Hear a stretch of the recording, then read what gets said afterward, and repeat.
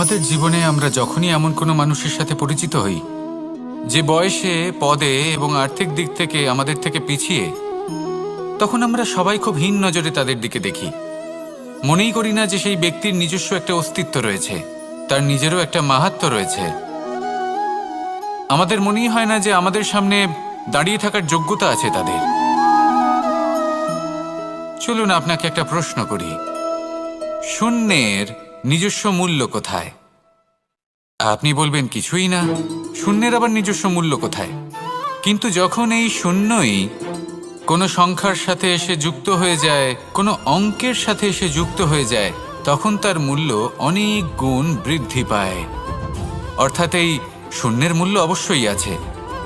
আর আমাদের জীবনেও এমন কিছু ব্যক্তি থাকেন, তাদের দেখে মনে হয় যে এদের কোনো মূল্যই নেই।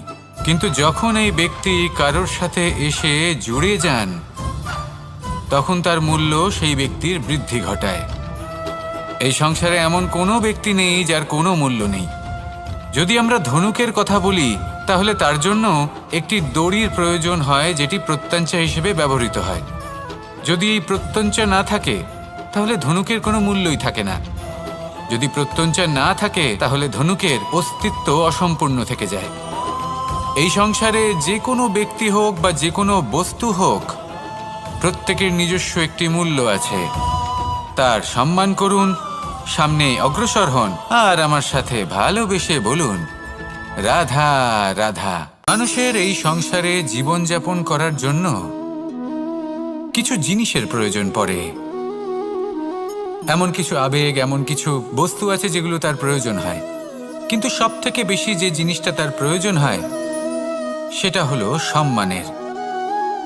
আমাদের ভালো লাগে যখন কেউ আমাদের সম্মান করে। আমরা কাউকে সম্মান করলে তারও সেটা ভালো লাগে। কিন্তু আপনি দেখবেন যে সংসারে বেশিরভাগ মানুষ দুটি মাপদণ্ডের ভিত্তিতে সম্মান করেন। হয় বয়স দেখে করেন বা উপার্জন দেখে, অর্থাৎ সেই ব্যক্তি কতটা উপার্জন করেন। এবার ভেবে দেখুন, এটা আবশ্যক নয় কারোর বয়স যদি বেশি হয় তার বুদ্ধিও ততটাই বেশি হবে। আবশ্যক এটাও নয় যে কোনো ব্যক্তি যদি অত্যন্ত ধনী হন বা তার মনও নির্মল হবে বা তিনি সৎকর্ম করবেন বা এমন কোনো কর্ম করবেন যাতে উনি সম্মান লাভ করতে পারেন। হতে পারে উনি ধনী কিন্তু দুশ্চরিত্র। সেই জন্য বয়স বা উপার্জন দেখে কোনো ব্যক্তিকে সম্মান করবেন না। কর্ম দেখুন। যদি গভীরভাবে ভেবে দেখেন, তাহলে দেখবেন যদি কোনো মানুষ কোনো সৎকর্ম করেন, তাহলে তার প্রতি হৃদয় থেকে সম্মান জাগ্রত হয়। এটাই হলো সেই সম্মান যা অর্জন করতে হবে। বয়স আজ আছে, কাল আরো বৃদ্ধি পাবে। উপার্জন আজ আছে, কাল সেটা কমে যেতেও পারে। কিন্তু যদি আপনি নিরন্তর শুভকর্ম করতে থাকেন, তাহলে আপনি মৃত্যুর পরেও অমর হয়ে থাকবেন। আসুন আমার সাথে ভালোবেসে বলুন রাধা রাধা। মানুষের জীবনে উন্নতি লাভ করার জন্য তিনটি স্তম্ভের প্রয়োজন হয়। প্রথম স্তম্ভ শিক্ষা। এই শিক্ষা আমাদের জ্ঞান প্রদান করে। দ্বিতীয় স্তম্ভ ব্যবসা, যার দ্বারা আমরা ধন উপার্জন করি। তৃতীয় স্তম্ভ হলো আমাদের ঈশ্বর, আমাদের ইষ্ট। এনার সাথে যদি আমরা জুড়ে থাকতে পারি, তাহলে এমন একটা মানসিক বল আপনি লাভ করবেন যেটা এই সংসারে আর কোথাও পাওয়া সম্ভব নয়। কিন্তু মানুষ অনেক সময় জীবনে এই তিনটি স্তম্ভ লাভ করা সত্ত্বেও সামনে অগ্রসর হতে পারেন না। তখনও জীবনে কঠিন পরিস্থিতি আসতেই থাকে। এমনটা ঠিক কেন হয়? কারণ সে জীবনে এই তিনটি স্তম্ভ লাভ করে নেয়, জীবনে প্রয়োগও করে, কিন্তু তার ভিতের কথা সে ভুলেই যায়। যেমন প্রথম স্তম্ভ অর্থাৎ শিক্ষা। এই শিক্ষার আধার হলো শুভ চেতনা। যদি অন্তরে শুভ চেতনা না থাকে, তাহলে এই শিক্ষার কোনো গুরুত্ব থাকে না। দ্বিতীয় স্তম্ভ ব্যবসা। পরিশ্রম করে উপার্জন করতে হবে, এই কথাটা আমরা সবাই জানি এবং সবাই চেষ্টাও করি। কিন্তু ব্যবসা করতে করতে আমরা এটা ভুলে যাই আমাদের ব্যবহার কেমন হয়ে পড়েছে। এই ব্যবহার যদি শুভ হয়, তাহলে আমাদের উপার্জন আস্তে আস্তে একটা স্থির জায়গায় এসে পৌঁছবে। এবং তৃতীয় স্তম্ভ আমাদের ভগবান, যদি ওনার স্মরণে আপনি যেতে চান তাহলে তার পূর্বে নিজের মা বাবাকে সেবা করুন, তাদের যত্ন করুন, তাদেরকে ভালোবাসুন, কারণ ওনারাই হলেন এই সংসারে আপনার সবথেকে বড় ইষ্ট। তাহলে 3 স্তম্ভের সাথে সাথে তাদের আধারকেও নিজের জীবনে প্রাধান্য দিন। কোনো সমস্যা আসবে না, জীবনে একের পর এক উন্নতি করবেন এবং এই মন প্রসন্ন হয়ে বলবে, রাধা রাধা। ভয়ের সাথে আমরা সবাই পরিচিত, কষ্টও আমরা সবাই পেয়েছি। কখনো কখনো আমরা অসুস্থ হয়ে পড়ি, আর এমন সময় হলে মাতার মমতা, কখনো বাবার স্নেহ, কখনো বন্ধুদের পাশে থাকার অনুভূতি আমাদের রোগ নিরাময়ে সাহায্য করে। কখনো যদি আমরা নিরাশ হয়ে পড়ি, তখন যদি আমাদের কোনো আপনজন আমাদের দুটো ভালো কথা বলে, তখন আমাদের মনোবল বেড়ে যায়। ঠিক তেমন সংসারের এই রঙ্গমঞ্চে যদি আপনি পীড়িত অনুভব করেন, কিছু শুভ কথা আলোচনা করুন, কিছু স্তুতি গান করুন, কিছু মুহূর্তের জন্য হলেও নিজের ইষ্টদেবের কথা স্মরণ করুন আর প্রার্থনা করুন। সাহস বাড়বে, শক্তিও বৃদ্ধি পাবে এবং সামনে এগিয়ে চলার পথও দেখতে পাবেন। তখন এই মন প্রসন্ন হয়ে বলবে, রাধা রাধা। সুখ, দুঃখ এবং শক্তি, এই 3 হলো এই সংসারের ত্রিদেবের মতো। আমাদের জীবনে যা কিছু ঘটছে এই 3টির ভিত্তির উপরেই হচ্ছে। আসলে এই সংসারের একটা নিয়ম আছে, যখনই আপনি কিছু লাভ করেন, এই সংসার আপনার পরীক্ষা নেয়। এটা জানার জন্য আপনার পরীক্ষা নেয় যে আপনি যা কিছুই লাভ করেছেন, আপনি কি আদৌ সেটার যোগ্য কি না। ঠিক সেইভাবেই এই সুখ, দুঃখ এবং শক্তি আপনার পরীক্ষা নিয়ে থাকে। যখন সুখ আসে তখন সে আপনার পরীক্ষা নেয় যে আপনার মধ্যে অহংবোধ জাগ্রত হয়নি তো।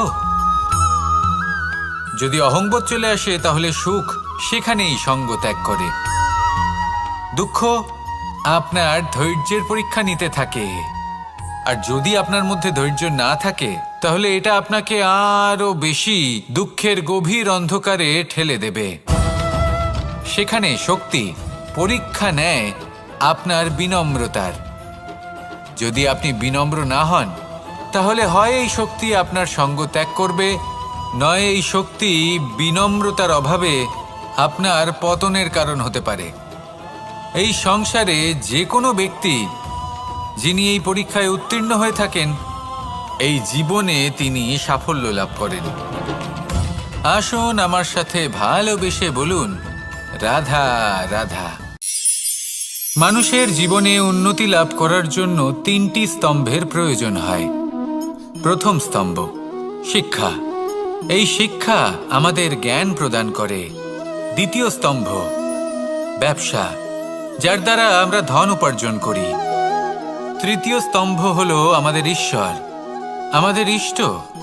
এনার সাথে যদি আমরা জুড়ে থাকতে পারি তাহলে এমন একটা মানসিক বল আপনি লাভ করবেন যেটা এই সংসারে আর কোথাও পাওয়া সম্ভব নয়। কিন্তু মানুষ অনেক সময় জীবনে এই 3টি স্তম্ভ লাভ করা সত্ত্বেও সামনে অগ্রসর হতে পারেন না। তখনও জীবনে কঠিন পরিস্থিতি আসতেই থাকে। এমনটা ঠিক কেন হয়?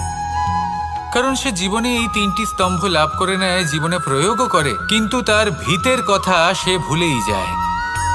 যেমন প্রথম স্তম্ভ অর্থাৎ শিক্ষা, এই শিক্ষার আধার হলো শুভ চেতনা। যদি অন্তরে শুভ চেতনা না থাকে তাহলে এই শিক্ষার কোনো গুরুত্ব থাকে না।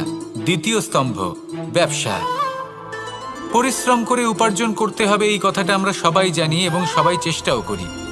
কিন্তু ব্যবসা করতে করতে আমরা এটা ভুলে যাই আমাদের ব্যবহার কেমন হয়ে পড়েছে। এই ব্যবহার যদি শুভ হয় তাহলে আমাদের উপার্জন আস্তে আস্তে একটা স্থির জায়গায় এসে পৌঁছবে। এবং তৃতীয় স্তম্ভ আমাদের ভগবান, যদি ওনার স্মরণে আপনি যেতে চান তাহলে তার পূর্বে নিজের মা বাবাকে সেবা করুন, তাদের যত্ন করুন, তাদেরকে ভালোবাসুন, কারণ ওনারাই হলেন এই সংসারে আপনার সবথেকে বড় ইষ্ট। তাহলে 3 স্তম্ভের সাথে সাথে তাদের আধারকেও নিজের জীবনে প্রাধান্য দিন। কোনো সমস্যা আসবে না, জীবনে একের পর এক উন্নতি করবেন এবং এই মন প্রসন্ন হয়ে বলবে, রাধা রাধা।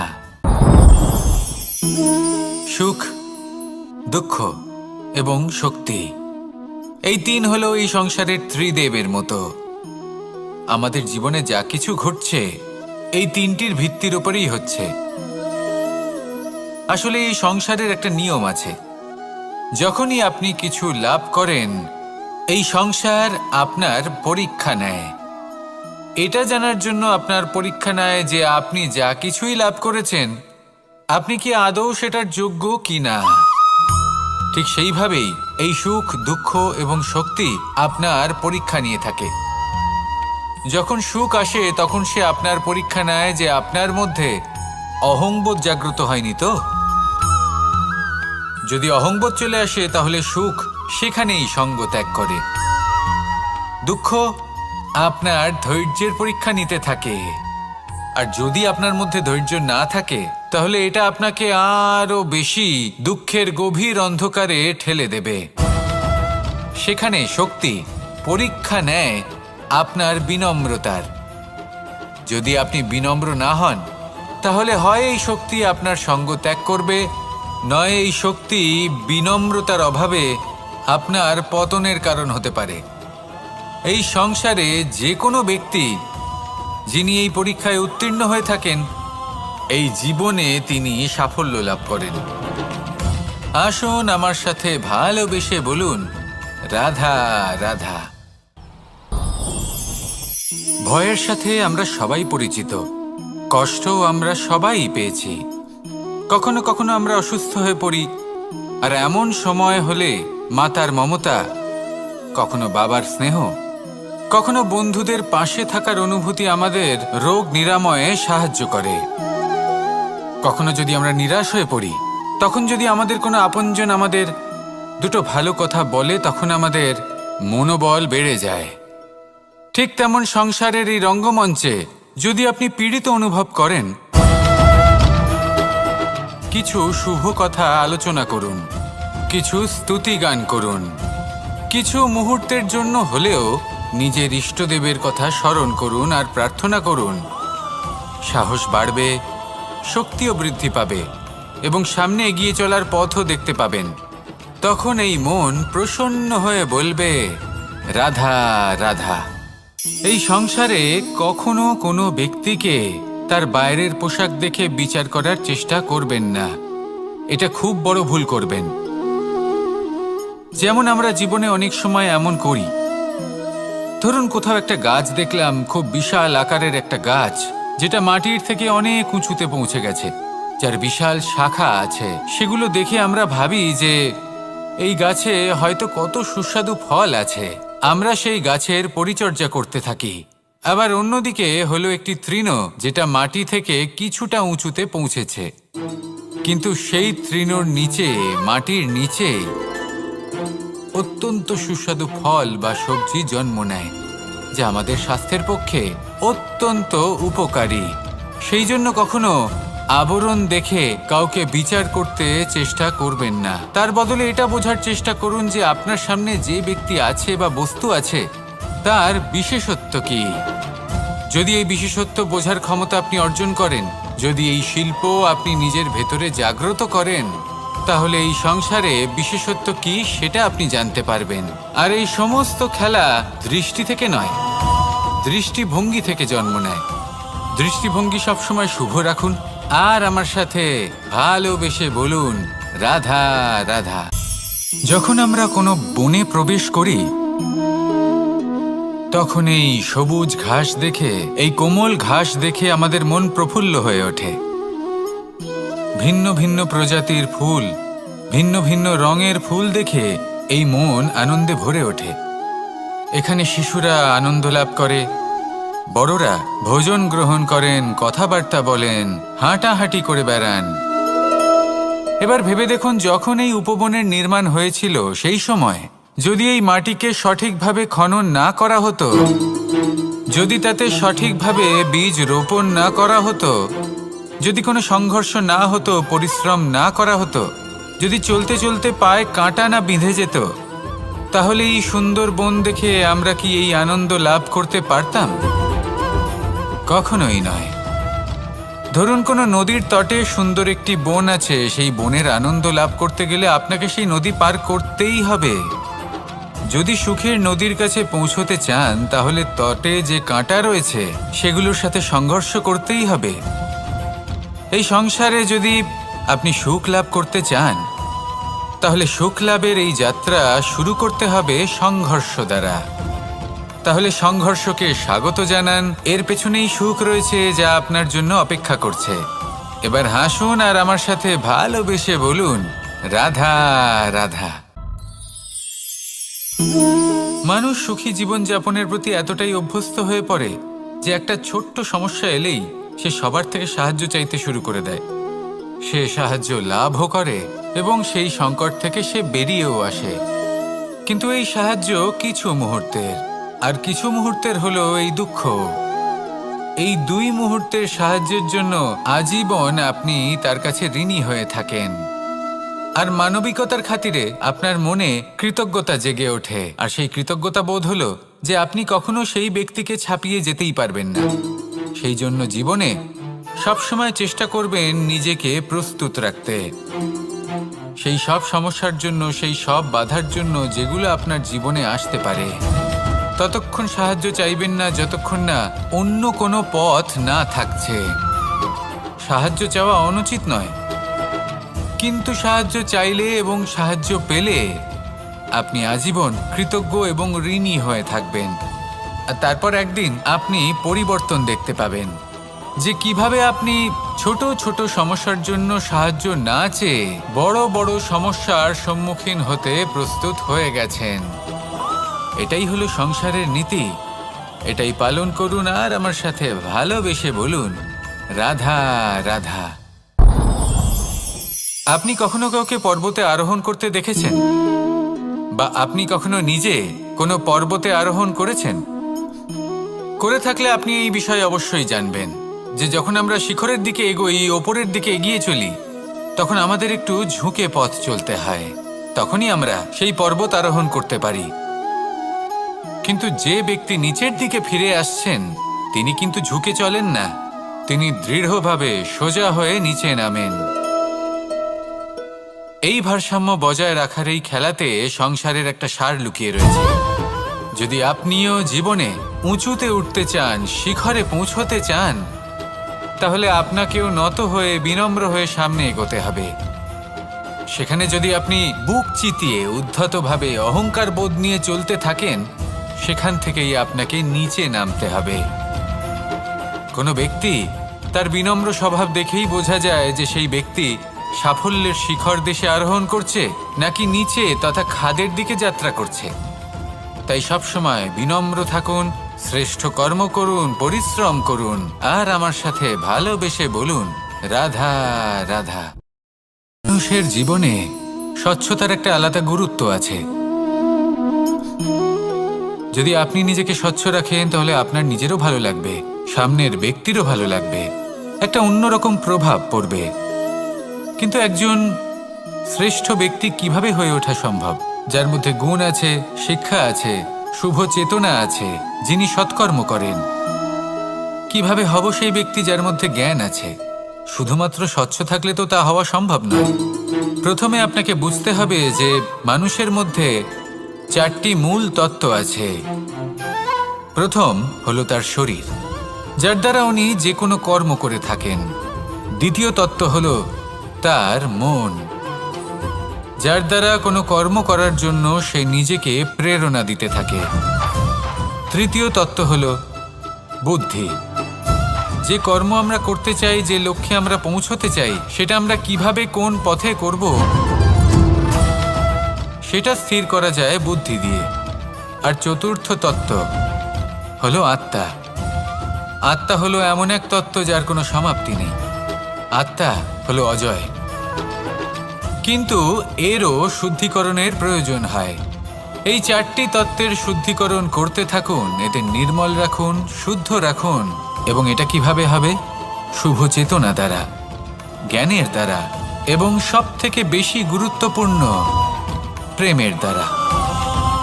আসুন আমার সাথে ভালোবেসে বলুন, রাধা রাধা। এই জীবনে 3টি গুরুত্বপূর্ণ শব্দ আছে যা বোঝা আমাদের কাছে খুব গুরুত্বপূর্ণ, এবং এই 3টি শব্দের নিজস্ব অর্থ আছে। প্রথম হলো সঙ্গবদ্ধতা, অর্থাৎ একসাথে মিলে কাজ করতে হবে, একসাথে মিলে পরিশ্রম করতে হবে, সামনে এগোতে হবে। এরকম করতে পারলে আপনার শক্তি বৃদ্ধি পাবে, আপনার ক্ষমতা বৃদ্ধি পাবে, আপনি এগোতে পারবেন এবং অনেক দূরে যেতে পারবেন। দ্বিতীয় হলো আত্মবিশ্বাস। হেরে যাওয়া বস্তুও আবার জিতে নিতে পারবেন। যদি আপনার নিজের আত্মবিশ্বাস থাকে তাহলে আপনি কখনো পরাজিত হবেন না। এবং তৃতীয় হলো অহংকার। জয়লাভ করার পরেও কিন্তু এটা আপনাকে পরাজিত করতে পারে। সেই জন্য জীবনে সঙ্গবদ্ধ হন, আত্মবিশ্বাস রাখুন, কিন্তু কখনোই অহংকার করবেন না। এই অহংকার আপনার থেকে সব কিছু কেড়ে নিতে পারে। এই অহংকারের জন্যই মথুরাপতি কংস নিজের পতনের দিকে অগ্রসর হয়েছিলেন। এই অহংকারকে ত্যাগ করুন আর আমার সাথে ভালোবেসে বলুন, রাধা রাধা। এই সংসারে সব থেকে বেশি কঠিন কাজ কোনটা? কেউ বলবেন যুদ্ধ করা, কেউ বলবেন ধন অর্জন করা, আবার কেউ বলবেন জ্ঞান অর্জন করা সব থেকে বেশি কঠিন। এবার প্রত্যেক ব্যক্তির নিজস্ব অভিজ্ঞতা আছে আর সেই অনুসারে তার নিজস্ব একটা উত্তর আছে। সাধারণভাবে দেখতে গেলে এই সংসারে সব থেকে কঠিন হলো তপস্যা করা, অর্থাৎ সব কিছু ত্যাগ করে তপস্যায় নিজেকে বিলীন করে দেওয়া। এবার এর থেকে বেশি কঠিন এই সংসারে আর কি বা হতে পারে? এই সংসারে, এই সমাজে, নিজের পরিবারের মধ্যে থেকেও ধৈর্য ধরে সামনে অগ্রসর হওয়া, এটা হলো সব থেকে কঠিন কাজ। কারণ যখন আপনি তপস্যা করেন তখন সেখানে আপনার ধৈর্য ভাঙার মতো কেউ থাকেন না, না কোনো বন্ধু, না কোনো আত্মীয়, না কোনো শত্রু, কেউ না। কিন্তু যখন আপনি এই সমাজে, এই পরিবারে থাকেন, কোনো না কোনো ব্যক্তি এসে আপনার ধৈর্যের বাঁধ ভেঙে দেওয়ার ক্ষমতা রাখেন। তারা আপনার ধৈর্যের বাঁধ ভেঙে দেয়, আর কখনো কখনো তারা অনিচ্ছাকৃতভাবেই সেটা করে থাকেন। কারণ তাদের মানসিকতা আপনার থেকে আলাদা, তাদের কর্ম আপনার থেকে আলাদা, তাদের দৃষ্টিভঙ্গি আপনার থেকে আলাদা, জীবন যাপন আপনার থেকে আলাদা। সেক্ষেত্রে আপনি ধৈর্যচ্যুত হন, প্রসন্নতা আপনার থেকে ছিনিয়ে নেওয়া হয়। সেই জন্য এই সংসারে, এই পরিবারের থেকেও ধৈর্য ধরে সামনে অগ্রসর হওয়া কোনো পর্বতের শিখরে গিয়ে তপস্যা করার থেকেও অনেক বেশি কঠিন।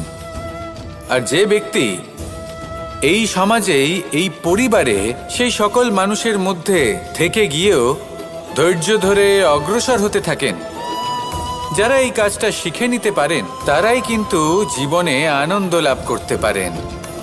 এই ধৈর্যই শেষে আপনার জীবনে প্রসন্নতা বহন করে আনবে। তাই ধৈর্য ধরে জীবনের পথে অগ্রসর হন আর আমার সাথে ভালোবেসে বলুন, রাধা রাধা। আমরা যখনই কোনো গাছের চারা রোপণ করি তখন সবার আগে পরীক্ষা করে দেখি যে যেখানে আমরা চারা রোপণ করতে চলেছি সেখানকার মাটি আদৌ উর্বর কিনা, সেই মাটি সেই চারাকে বাড়তে সাহায্য করবে কিনা।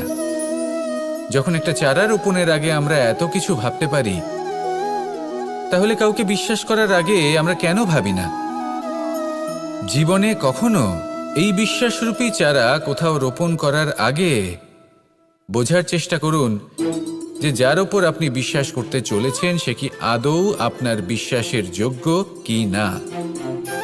ভেবে দেখুন সেই ব্যক্তি ভবিষ্যতে গিয়ে আপনার বিশ্বাস ভাঙতে পারে কি না। এটাও ভেবে দেখুন যে যাকে আপনি বিশ্বাস করতে চলেছেন তাকে আপনি বিশ্বাস করলে নিজের জীবনের উদ্দেশ্যে আপনি অগ্রসর হতে পারবেন কি না। আর তার জন্য প্রয়োজন সঠিক সিদ্ধান্ত, পরখ করা, কোনটা উচিত কোনটা অনুচিত সেটা বোঝা। আর তাতে কিন্তু আপনি সন্দেহবাতিক হবেন না, তাতে আপনি আরো নিপুণ হয়ে উঠবেন। তাই যদি আপনি নিপুণ হয়ে উঠতে চান তাহলে বোঝার চেষ্টা করুন, পরখ করে দেখুন, কোনটা উচিত কোনটা অনুচিত বুঝুন, আর বিশ্বাস তখনই করুন যখন আপনি 100% নিশ্চিত হবেন যে সে বিশ্বাসের যোগ্য। আসুন আমার সাথে ভালোবেসে বলুন, রাধা রাধা। রাধা কখনো কখনো আমার জন্য বড়ই সুগন্ধি আতর নিয়ে আসে, পারিজাত ফুলের মালা নিয়ে আসে আমার প্রসাধন করবে বলে, এবং আমার সব থেকে বেশি প্রিয় মাখন নিজে হাতে বানিয়ে আনে আমাকে নিজে হাতে খাইয়ে দেবে বলে, সবকিছু আমাকে প্রসন্ন করবে বলে। কিন্তু আপনি কখনো ভেবেছেন যে এই আতর কিভাবে বানানো হয়? সহস্র ফুলের পাপড়ি একসাথে পিষে নিতে হয়, তারপরে তার থেকে যে রস নিঃসৃত হয় সেই রস দ্বারাই আতর তৈরি হয়। অনেক সংখ্যক ফুলকে অসীম যন্ত্রণা ভোগ করতে হয়, তবে তারা আমার প্রসাধন সামগ্রী হয়ে উঠতে পারে। দুধ থেকে মাখন তৈরি করার জন্য কতটা পরিমাণ মন্থন সহ্য করতে হয় সেটা আপনি জানেন। ঠিক সেই রকমই হলো আমাদের জীবনও। বিপদও আসে, কঠিন পরিস্থিতিও আসে, এর সম্মুখীন হতে শিখুন। মনে রাখবেন, আপনি হলেন সেই দুধ যাকে মন্থন সহ্য করতে হবে মাখন হয়ে ওঠার জন্য। মনে রাখবেন, আপনি হলেন সেই ফুলের মতন যাদের পিষ্ট হতে হবে সুগন্ধি আতর হয়ে ওঠার জন্য, যাকে এই সংসার পছন্দ করে। কখনো কখনো জীবনে আপনার সাথে খারাপ শুধুমাত্র এই কারণে ঘটে যাতে আপনার শ্রেষ্ঠ রূপ এই সংসারের সামনে আসতে পারে। শুধুমাত্র কঠিন পরিস্থিতি এবং বিপদকে একটা সুযোগ হিসেবে দেখার চেষ্টা করুন। আপনার জন্য এই সংসার বদলে যাবে, সংসারকে দেখার দৃষ্টিভঙ্গি পাল্টে যাবে, আপনার ভাগ্য পাল্টে যাবে, আর এই মন প্রসন্ন হয়ে বলবে, রাধা রাধা। পাশা নামক এই খেলাটি আপনারা নিশ্চয়ই খেলেছেন, না খেলে থাকলে দেখেছেন, আর যদি দেখেও না থাকেন তাহলে নিশ্চিত রূপে শুনেছেন। মহাভারতের এই মহাযুদ্ধ কোথাও না কোথাও এই পাশা নামক খেলার কারণে হয়েছিল। পাশার এই বিচিত্র খেলা, দান, এইসবের কারণে কেউ নিজের মাথায় রাজ মুকুট পরিধান করেছিলেন, আবার সেখানে পরাজিত হওয়ার জন্য কাউকে বনবাসও ভোগ করতে হয়েছিল। কিন্তু এই খেলা সমাপ্ত হওয়ার পরে সমস্ত ঘুঁটি আর এই পাশার ছক একই পুটলিতে স্থান পেল। এটাই হলো আমাদের জীবন। এই সংসারে আমরা জয় পরাজয়ের বিষয়ে এতটাই ভাবি, এত চিন্তা করি যে এই জীবনের খেলার আনন্দটাই উপভোগ করতে পারি না। আর অবশেষে কি হয়? কেউ জয়ী হন, কেউ পরাজিত হন, কিন্তু দুজনেই একই স্থানে পৌঁছে যান। প্রত্যেক ব্যক্তি মৃত্যুর পরে একটি নির্দিষ্ট স্থানেই পৌঁছতে বাধ্য, কিন্তু ততক্ষণ এই জীবন, এই খেলা, তার আনন্দ উপভোগ করুন। এই সংসারে সেই ব্যক্তি শ্রেষ্ঠ স্থানে পৌঁছতে পেরেছেন যিনি এই সংসারকে প্রকাশ প্রদান করেছেন, যিনি কখনো জয় পরাজয় এ বিষয়ে ভাবেননি, শুধু এই জীবনের খেলার আনন্দ উপভোগ করেছেন। এটাই আপনিও করুন, আর আমার সাথে ভালোবেসে বলুন, রাধা রাধা। প্রত্যেক মানুষ নিজের জীবনে দুঃখ অনুভব করেন। প্রত্যেকের দুঃখ আলাদা হতে পারে। কারোর মনে এই দুঃখ থাকে যে সে তার বাবা মায়ের সব ইচ্ছে পূরণ করতে পারেননি। কেউ এটা ভেবে দুঃখ পান যে সে চিরকাল সদাচার করেছেন, সৎকর্ম করেছেন, কিন্তু তাও তাকে দুরাচারী বলে মনে করা হয়। কেউ এটা ভেবেও দুঃখ পান যে তার সামনে যে ব্যক্তি রয়েছেন তার চোখে তিনি শত্রু হয়ে উঠেছেন বা দুষ্ট হয়ে উঠেছেন, যেখানে তিনি হয়তো কোনো অনুচিত কাজই করেননি। এবার এই সমস্ত বিষয় নিয়ে ভেবে নিজের ব্যক্তিত্ব নিয়ে সন্দেহ প্রকাশ করবেন না। যদি নিজের ব্যক্তিত্ব নিয়ে কোনো সন্দেহ থেকে থাকে তাহলে কর্ম সংক্রান্ত প্রশ্ন করুন যে আপনি যা করেছেন তাতে কি উচিত ছিল, কি অনুচিত ছিল। যেটা প্রয়োজন সেটা এটা বোঝার যে আপনার অন্তর্মন, আপনার বিবেক আপনাকে কি বলছে, আর আপনার অন্তর্মন আর আপনার বিবেক আপনাকে যেটা করতে বলবে শুধু সেটাই করুন। আর তারপরে এই সংসার কি বলবে, কি ভাববে সেসব নিয়ে ভাবতে যাবেন না, কারণ এই সংসার তো ঈশ্বরকেও প্রশ্ন করে থাকে, ঈশ্বরকেও দোষী মনে করে। কখনো কখনো যখন কোনো ঘটনা মানুষের ইচ্ছা অনুযায়ী ঘটে না, তখন মানুষ এটা বলে যে হে ঈশ্বর, আপনি আমার পাশে থাকলেন না, আপনি বড়ই কঠোর, এটা আপনার দোষ। যেখানে বেশিরভাগ সময় হয়তো সে নিজেই নিজের কর্মফল ভোগ করছে, আর কখনো কখনো ঈশ্বর হয়তো তার জন্য আরো ভালো কোনো পরিকল্পনা করে রেখেছেন, কিন্তু মানুষ সেটা বুঝতে পারে না। তাই দিনের শেষে যেটা প্রয়োজন সেটা হলো নিজের মনের কথা বুঝতে হবে। আপনার বিবেক কি বলছে শুধু সেটাই করুন আর সামনে এগোতে থাকুন। আমার সাথে ভালোবেসে বলুন, রাধা রাধা। পরিবর্তন, এটা হলো সৃষ্টির অমূল্য নিয়ম। এই সংসারে সবকিছু সময়ান্তরে পরিবর্তিত হয়, এই সময়ও পরিবর্তিত হয়। পরিবর্তন চিরকাল হয়ে এসেছে আর চিরকাল হতে থাকবে, কিন্তু এবার আমরা সেই পরিবর্তন কিভাবে লাভ করব যেটা আমাদের প্রয়োজন, যেটা আমরা চাই। আমরা জীবনে বিকাশ চাই। এই বিকাশ কিভাবে লাভ করতে পারি? এই প্রকৃতি কিন্তু আমাদের অত্যন্ত উত্তম উদাহরণ দিয়ে বুঝিয়েছে। একটি বিন্দুর উদাহরণ দিয়েছে যা ভবিষ্যতে একটা বিশাল নদীর আকার ধারণ করে। এটা কিভাবে হয়? মেঘ থেকে একটি বিন্দু ঝরে পড়ে সেই পর্বতের ওপর যেখানে হিম আছে। সেই হিমের সংস্পর্শে আসা মাত্র সেই বিন্দুর সাথে আরো বেশ কিছু বিন্দু যুক্ত হয়। তারপর তারা অগ্রসর হয়, আরো কিছু বিন্দু যুক্ত হয়, আস্তে আস্তে একটা ক্ষীণ ধারার রূপ ধারণ করে, এবং সেটাই ভবিষ্যতে আরো এগোতে থাকে। অনেকটা যাওয়ার পর যখন অনেক সংখ্যক বিন্দু একসাথে যুক্ত হয়, তখন সেটা বিশাল নদীর আকার ধারণ করে। এবার আমরা মানুষ বলে আমাদের সাথে এই নিয়মের অন্যথা হয় তা নয়। আমরাও এই প্রকৃতির অংশ, আমাদের ক্ষেত্রেও একই নিয়ম প্রযোজ্য। যখন পরিশ্রম করে অনেক সংখ্যক বিন্দু আমরা একত্রিত করব, তখনই পরিবর্তনের নদী প্রবাহিত হবে। প্রয়োজন হলো নিরন্তর পরিশ্রম করা এবং ধৈর্য ধরা। এটা করতে থাকুন, জীবনে সব কিছু লাভ করতে পারবেন। কারণ প্রকৃতি আমাদের এটাই শিখিয়েছে, আর আমরা এই ব্রহ্মরই একটি অংশ, যার দ্বারা এই ব্রহ্মাণ্ড নির্মিত। আসুন আমার সাথে ভালোবেসে বলুন, রাধা রাধা। কখনো এই প্রকৃতির দিকে তাকিয়ে থাকবেন। এই প্রকৃতি অনেক ধরনের শিক্ষা দেয়।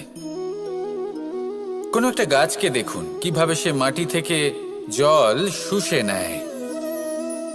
সে ঝড় হোক বা হোক কড়া রোদ সব সহ্য করে, এবং অবশেষে সে ফল ধারণ করে। আর সেই ফল উৎপন্ন করার পরে সে ফল কিন্তু সে নিজে গ্রহণ করে না, এই সংসারকে প্রদান করে, যাতে পশু পাখি মানুষ তারা এই ফল গ্রহণ করে শক্তিশালী হয়ে উঠতে পারে, সুস্থ থাকতে পারে। সেভাবেই নদী, সরোবর এরা নিজেরাও কিন্তু নিজেদের জল গ্রহণ করে না, মাটিকে প্রদান করে, পশু পাখিকে প্রদান করে। সূর্য নিজেও নিজের জন্য প্রজ্বলিত হয় না, সে প্রকাশ ছড়িয়ে দিতে চায় আমাদের সবার কাছে, সে আলো পৌঁছে দিতে চায়। এই প্রত্যেকের কর্মে পরমার্থ নিহিত আছে, আর সেই জন্যই এদের সকলকে পুজো করা হয়। তাই মনে রাখবেন, আপনার কাছে জীবন যাপনের অতিরিক্ত যা কিছুই আছে তা পরমার্থের জন্য। তাহলে তার সদ্ব্যবহার করুন আর আমার সাথে ভালোবেসে বলুন, রাধা রাধা। আমরা প্রত্যেকেই অবশ্যই এমন সময় দেখেছি যখন অনেকগুলো সমস্যা একসাথে আমাদের জীবনে এসে পড়ে। সমস্যা আমাদের প্রত্যেকের জীবনেই থাকে। আমরা তার সমাধান খুঁজতে চেষ্টা করি, কখনো সমাধান খুঁজে পাই, আবার কখনো যতই চেষ্টা করি না কেন কোনো সমাধান খুঁজেই পাই না। আর যখন এটা হয় তখন মানুষ অত্যন্ত বিচলিত হয়ে পড়েন। নিজের আত্মীয় স্বজন, নিজের বন্ধু বা সংসার এদের ওপরে এই দোষ চাপিয়ে দেন যে এদের জন্যই এই সমস্যা এসেছে।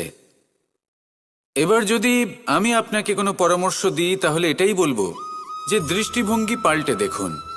এই দৃষ্টিভঙ্গি দিয়ে দেখুন যে এই সংসারে যে সমস্যাই আসুক না কেন তার জন্য কেউ দোষী নয়, না আপনি না অন্য কেউ। এই পুরো খেলাটাই আপনার মানসিকতা, আপনার দৃষ্টিভঙ্গির, আপনার মনের। কিভাবে বোঝাচ্ছি? যখন আমাদের মন শক্ত থাকে তখন কঠিন থেকে কঠিনতর পরিস্থিতিও আমাদের জীবনে খুব বেশি হলে প্রতিস্পর্ধা হয়ে থেকে যায়। সেখানে যদি আমাদের মন দুর্বল থাকে, তখন অল্প কঠিন পরিস্থিতিও আমাদের কাছে খুব বড় সমস্যা হয়ে যায়, তাই না? একটা শক্ত মন কঠিন পরিস্থিতিকে প্রতিস্পর্ধা হিসেবে দেখে আর তার মধ্যে ওটা সুযোগ খুঁজে নেয়। আমাদের শুধু এটাই করতে হবে। এই সংসারে অন্য কাউকে দোষী মনে করলে আপনার সমস্যা দূর হয়ে যাবে না। সেই জন্য এই সংসারকে দোষ দেওয়ার বদলে এই সমস্যার মূলে চলে যান, সেটাকে বুঝুন, নিজের এই মনকে শক্ত করে তুলুন। যদি আপনার মন শক্তিশালী হয়, তাহলে এই সংসারে অনেক বড় বড় কঠিন থেকে কঠিনতর পরিস্থিতিও যদি আসে, আপনার জীবনে যতই বড় বড় সমস্যা আসুক না কেন, আপনার লক্ষ্য লাভে বাধা দিতে পারবে না। আসুন আমার সাথে ভালোবেসে বলুন, রাধা রাধা। আমরা সবাই পাথর দেখেছি, পর্বতও দেখেছি, শুকনো পাতাও দেখেছি, শ্যামল বনানীও দেখেছি। কখনো ভেবেছেন পাথরের অস্তিত্ব কিন্তু ততক্ষণ পর্যন্ত যতক্ষণ সে পর্বতের গায়ে আটকে থাকে। যখন সেই পর্বত থেকে সেই পাথর ভিন্ন হয়ে যায় ও নিজের অস্তিত্ব হারিয়ে ফেলে। আস্তে আস্তে কখনো পাথর কেটে বা কখনো পিষ্ট হয়ে সেই পাথর আস্তে আস্তে মাটিতে পরিণত হয় এবং পূর্ণরূপে নিজের অস্তিত্ব হারিয়ে ফেলে। এটাই পাতার সাথেও হয়। এই পাতা যতক্ষণ গাছের ডালের সাথে যুক্ত ততক্ষণ তার অস্তিত্ব থাকে। যখনই ডাল থেকে বিচ্ছিন্ন হয়, সেও নিজের অস্তিত্ব হারিয়ে ফেলে। আর এটাই আমাদের সাথেও হয়। যতক্ষণ আমরা নিজেদের আপনজনের সাথে যুক্ত থাকি, আমাদের অস্তিত্ব বজায় থাকে। যখন আপনজনদের সাথে সম্পর্ক ছিন্ন করি, তখন আমরাও আমাদের অস্তিত্ব হারিয়ে ফেলি। এবার এই সংসারের প্রত্যেক ব্যক্তি স্বতন্ত্র থাকতে চান, আর অনেক ব্যক্তি স্বতন্ত্র থাকবেন বলে আপনজনদের দূরে করে দেন আর তাদের সাথে এই সম্পর্ক ছিন্ন করেন। এটা কি সত্যি প্রয়োজন? আপনজনদের সাথে সম্পর্ক ছিন্ন করে নিজের অস্তিত্ব হারিয়ে ফেলা প্রয়োজনীয়, নাকি আপনজনদের সাথে সম্পর্ক বজায় রেখে নিজেদের স্বতন্ত্র করে রাখা সেটা আবশ্যক? নির্বাচন আপনারই। আসুন আমার সাথে ভালোবেসে বলুন, রাধা রাধা। আপনি কি কখনো নৌকা যাত্রা করেছেন? করে না থাকলেও নিশ্চয়ই দেখেছেন যে এই জল যা নিজের অন্তরে সব কিছু সমাহিত করে নিতে পারে, এই নৌকা সেই জলের ওপরেই ভেসে থাকে। নদীর স্রোত কাটিয়ে সে সামনে অগ্রসর হয়। কিন্তু যদি এই নৌকায় কোনো ছিদ্র হয়, তাহলে কিন্তু সেই নৌকা ডুবে যাবে। আর এতে কোনো তফাৎ হবে না যে সেই ছিদ্র ছোট নাকি বড়, নৌকা ডুবে যাবে। এই ছিদ্র হলো আমাদের জীবনে আমাদের অপগুণ, আমাদের দোষ, আমাদের বিকার। কখনো এটা ভাববেন না যে এই দোষ খুবই ছোট, এতে কিছুই যাবে আসবে না।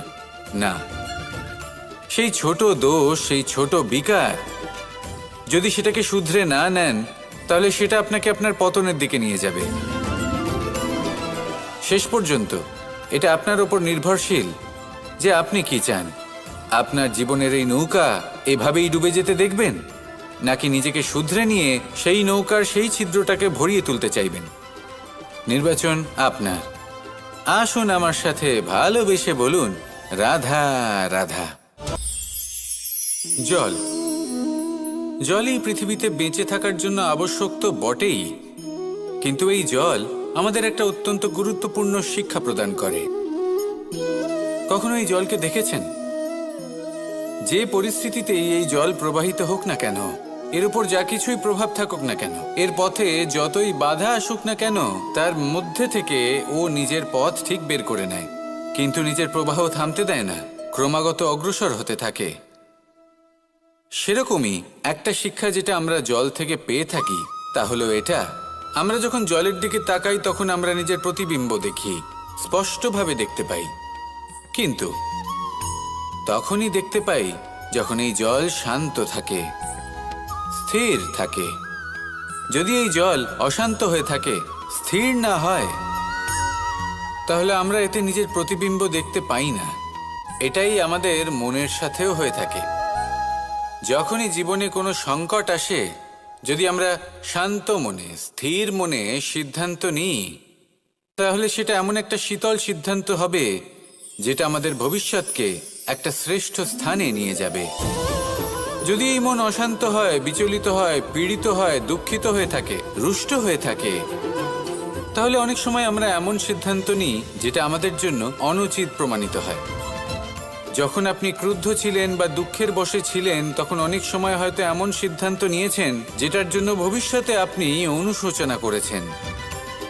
এবার দেখুন, এই আবেগগুলো থেকে আমরা পালাতে পারবো না, কিন্তু এই আবেগগুলো আপনার উপর কতটা প্রভাব ফেলবে সেটা আমরা অবশ্যই ঠিক করতে পারি।